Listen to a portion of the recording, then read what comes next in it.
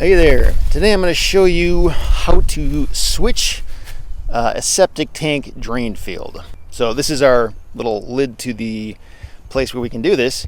Our septic tank is actually a little bit further up here. It's right in that area. So that's where, you flush the toilet, everything goes there.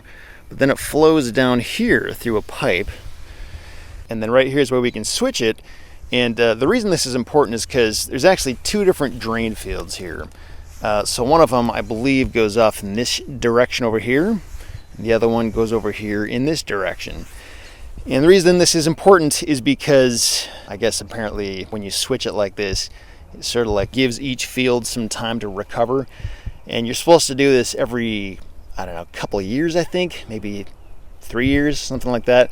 I basically do this every time our septic tank is emptied, which is every 2 to 3 years. I actually did this about a year ago, but back when I did it, I was so confused when I saw this. I had no idea what I was supposed to do. Let me just quick take this lid off and I'll show you what I'm talking about here. Okay, so once we've got this lid off, we see this thing right here with these two pipes sticking out, and we can take these things off. There's one, and there's another. And when you look in here, you'll see down here, there's like this thing down there. And at first I was like, what is that thing? And what am I supposed to do with it? And then in this one, there's nothing. It's just empty. Because what I was expecting was to come in here and see one pipe with some kind of crank that I use to turn it so that it starts flowing into this one instead of this one, or vice versa, whichever one needs to be switched. So when I saw two, and I saw this thing in there, I was like, what am I supposed to do here? And so I actually had to call up a septic tank company and have them walk me through it. And basically what this is this is a stopper in there. And what I'm supposed to do here is reach down in there, pull it out, and then put it in here. And what it's going to do is that stopper is making it so that the septic drainage does not flow this way, it flows this way, so that it goes into this drain field over here. And if I wanted to switch it over to here, I would pull this thing out and put it in there instead, so that it no longer flows this way, it flows that way. So I'm going to quick pull this out just so you can see what it looks like. All right, so I'm going to stick my arm way in there.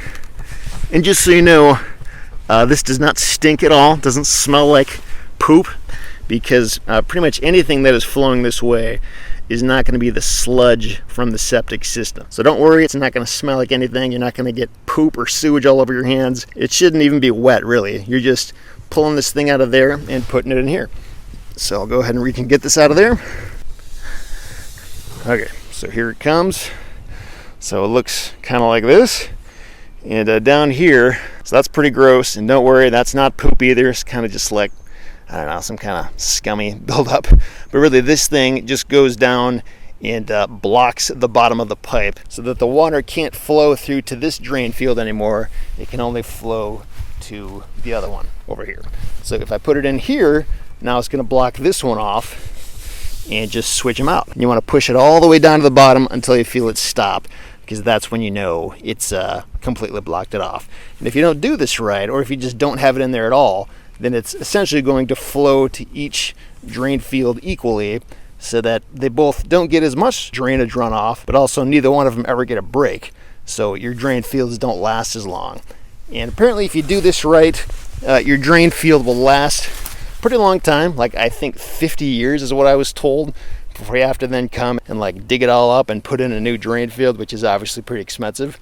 So you want to make these things last as long as you can, and you can do that by obviously emptying your septic tank as frequently as possible, like every couple of years or so, and switching your septic drain field so that each one of these drain fields gets a break every couple of years and can kind of recoup, and then you can sort of switch it back again. So anyway, if you have a septic system that has two pipes sticking out that looks anything like this, again, I was really confused. I couldn't figure it out.